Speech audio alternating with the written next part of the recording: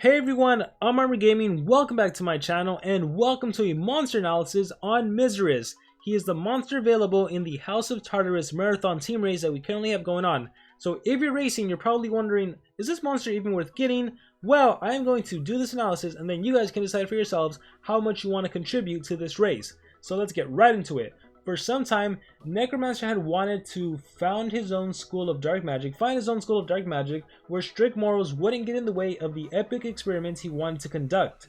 He had thought of everything. He'd even found the right place to build it on the ruins of an old castle that stood on a steep cliff by the ocean. He was inspecting the ruins when he found an old lamp behind some shrubs. It was clearly very valuable. There were little amber stones set on its edges, and there was also an inscription on one of the sides. If you have no fears, I will be your servant. If there is doubts in your heart, I will become your nightmare. Necromancer hesitated for a second, but then he thought, I'm the greatest dark sorcerer alive. What could possibly frighten me? And he rubbed it. The lamp trembled and a majestic genie floated out of it. He looked down on Necromancer and said, My name is Miserus. I will be your necromancy master teacher. Necromancer felt a sense of anguish bubbling up inside his chest. He laughed nervously and tried to play it down. Nice one, he said. Looks like I accidentally hired my first employee before I even built the school. I'm not a student, you see. I'm going to be the director of this place. My authority will not be questioned, student, said Miserus, raising his echoing voice as he shot a spell which sent Necromancer to the floor. This is Necromancer, guys. While he lay there on the ground of the castle ruins, he realized he had made a terrible mistake rubbing the lamp. He dreaded the idea of someone being a greater sorcerer than himself. He looked around and saw the lamp near him on the ground. He leaped on it, picked it up, threw it as far as he could into the ocean down the cliff. He thought that by getting rid of the lamp, Mistress would disappear with it, but the genie stayed right where he was, laughing at him, and then it got worse. The ocean broke apart and another massive genie rose from the seabed. Oh, this explains it. Mistress laughed even louder and said, What's wrong, student? Is one teacher not enough? Well, now you have two. This is abysmal. Master teacher of life and death in the sea. We have so much to teach you. Want us to fetch you the lamp? Want to try and see how many of us you can get? They both shared the same evil laugh now. Necromancer looked both ways several times. He couldn't believe his eyes. It could not be true. He was the greatest. He was the expert of life and death. He was the one, the only Necromancer, or was he? So this is very interesting. If you all remember the previous team race where we had Cyberel, the Monster Legends lore centered around Elvira, and Elvira is essentially what ended up happening is Cyberel came to be and Arumel came to be, and now we have Warmaster Necromancer who created essentially Miserus and Abysmus. So I wonder if every single Warmaster is going to have some sort of storyline where they create two variants of the new Mythic monsters, like a dark version and a good version, or in this case just both powerful genie versions. So again, we're going to be going over Miserus, the team race monster, and then also be doing an analysis on his other half. But with that being said, let's jump right into the analysis. Alright, so this monster has a life stat of 57,907. Now compared to the mythic monsters, this is tied with Arumel, Zavipit, and Van Decken. So just to give some context.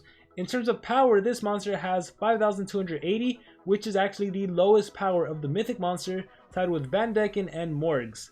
And then as for speed stat, this is actually the fastest speed stat of the mythic monsters, tied with Froma and Morgs. Now the one thing I will say about this monster that he has an advantage over Froma and Morgs is that Froma was essentially put sort of behind a paywall. So a lot of players don't have Froma unless they got extremely lucky in the breeding events. And Morgs, well, Morgs is not a good monster. So even if players got him from the maze, most players are probably not using Morgs, okay? So I would say right now, in terms of actual players, that what players can get, I think we're going to be seeing a lot of players with Miserus at rank 3 and 4. So that's going to be interesting to see. So he's essentially, I would call him the actual like fastest mythic monster right now that players actually have. So let's see how good he is. This is actually my first time seeing this monster, so it's going to be an analysis, like a first look analysis of Miserus. So traits.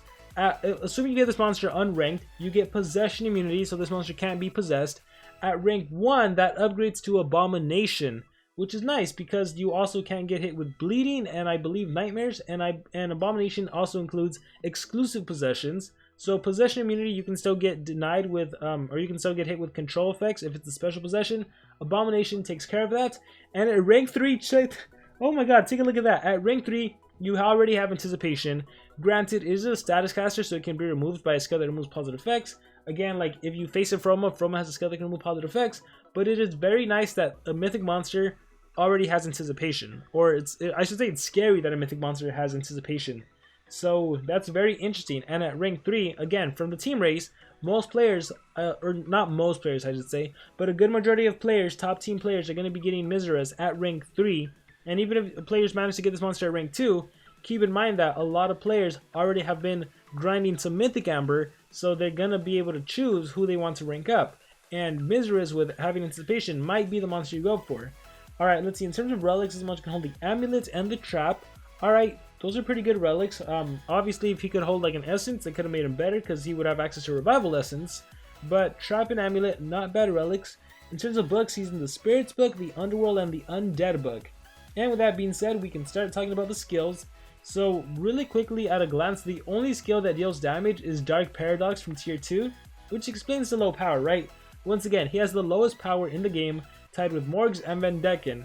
And I guess that's because this monster doesn't really need a power stat, which is interesting because currently in the game, most mythic monsters are being used as attackers, even if they're not attackers, even if they're deniers like Cat UFO. I see a lot of players running them with strength runes just because of the crazy fast speed stat. But let's see what this monster has to offer. At tier 1, you have Ananta, heals allies by 50%. It's just a 50% healing skill, 3 turn cooldown, 33 stamina cost, so a supportive skill. You have Recompose, applies damage boost to one ally, life regen to one ally. So a basic support skill, and keep in mind SocialPoint did say they were trying to go back with the basics with mythic monsters. But so it's funny because we literally just got a legendary monster, a Kanobuki, released, and we had the old stuff, right? If you look at the skill set of a Kanobuki, she can do so much. It's like Megaton this, skill me that, positive effect block this and that. And now I'm reading Miserus and I'm like, okay, heals allies, okay, damage boost. But nonetheless, 2 support skills, not really interested. Let's see what else we have. Dark Paradox. Removes positive effects from one enemy, deals moderate special damage to one enemy, heals itself by 30%. Hey, this is actually a really great skill. It cleanses, right? And because you're super fast, if the monster has evasion or what may be it, you can at least cleanse, and it's a healing skill, so not bad at all. We have Xero, resurrects one ally. Oh my god, we have the resurrection. Resurrects one ally with 50% to life, applies space time to one ally. I'm assuming the monster you resurrect is going to get space time. So space time instead of evasion, that's interesting. Keep in mind, when a monster has space time, they can still get hit with negative effects. They can still get hit with DOTs. Basically, they just can't take any damage. So this is very, very, very interesting.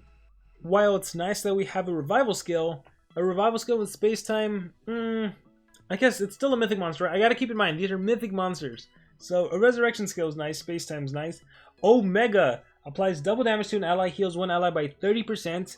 So double damage, 30% heal. And then Black Life resurrects all allies with 50% life, requires cooldown. Nice. So you have 2 healing skills. One resurrects one ally, another resurrects both allies.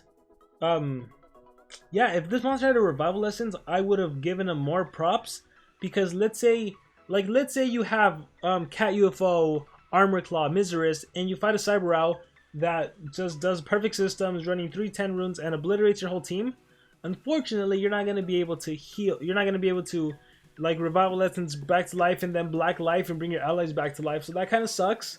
But we do have okay, so gosh, I don't know. I'm conflicted. I like this monster has anticipation, but I'm not too impressed, I gotta say. Yes, you have revival, and I guess that mechanic is going to be good. For mythic monsters, that mechanic is going to be good. I see this monster being as a team speed holder. Even though you are a super fast monster, I see this monster being more as a team speed holder. And the majority of this monster, actually I see this monster being 1 life rune, 2 team speed. Because this monster wants to stay alive. Or you know what? Yeah, because you have a faster base speed than the other mythic monsters, I can see, like assuming you have 3 mythic monsters, I can see you have like a main denier mythic monster. And then Miserus with 2 team speed and a life because you want to stay alive, you want sustainability. And then that's where the amulet comes in and the trap can come in. And then you want this monster to go before your attacker because you want to apply Omega on the attacker. So if the attacker took any damage, at least you get a 30% heal. But the double damage is what you're after. It would have been nice if this monster had a skill that can cleanse negative effects. I think that's what we need, especially since we're still battling legendary monsters. But yeah, being able to cleanse would have been really nice. But yeah, it's essentially a setup for the attacker with that double damage. That's kind of really it, right? because if you can set up with the double damage and you have Cyber, you wouldn't have to rely on the extra turn skill, which could trigger anticipation against the enemy. And the good thing is you can't get possessed. You can remove positive effects if you need to. If I was to run a skill set for this monster, I would probably do the Omega. I would probably run Xero. I don't think I would need to do Black Life, to be honest. I think it would depend who I'm facing. Like, one scenario I see Miserus being really good in is if I fight, let's say a rank 5, a level 150 Cyber, who I know can do who I know can do perfect system and kill my teammates, I can run Miserus to go second in the turn order, so that Cyber goes first. If Cyber is dumb enough to do URCLA, my anticipation will kick in, and then I can react and do something. Maybe I can get rid of positive effects or whatever I have to do. But assuming Cyber does the perfect system and kills my allies, and then Miserus goes next in the turn order, I can do Black Life and bring my allies back to life. So I do see some usability for this monster. Overall though, I am not that really impressed. On the ultimate End of Epidemics, it resurrects allies with 100% life and double damage. That's nice and everything. But yeah, it's our first revival monster. It has anticipation. I'm not too impressed by it, but I can definitely see it. I can definitely see Miserus being useful. But yeah, I see him more as a team speed holder for sure. He can heal allies.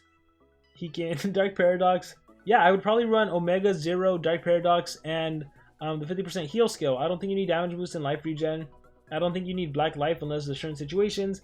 And Xero's good because that's your resurrection skill. Oh, if only this monster could have had a revival lesson, that would have been so much better. But yeah, he's a supportive monster. Let's read this. Miserus is a dark support monster. His skills combine resurrections, healing, space, time, double damage, positive effect removal in the most effective way. Evolving traits. He becomes status cast anticipation. So here we have him and his ranked up stats. So based on this analysis, you guys can decide for yourselves. Do you want to go for him? Do you want to go for him highly ranked up? It's completely up to you. Let me know in the comments below. What do you guys think about Miserus? What do you think about my analysis? Do you think I'm wrong? Do you think he needs a different kind of skill setup? Because technically you could run him with like 2 strength and a speed, and then just have him Dark Paradox and maybe OTK like legendary monster. I don't know. Maybe get rid of Megatons on the monster, evasion skill mirror. I don't know. Whatever thoughts you guys may have about Miserus, let me know in the comments below. I do gotta say, I do really like the Monster Legends design, or the monster design, so shout out to that. But yeah guys, let me know your thoughts in the comments below. Thank you very much, and I will see you all next time.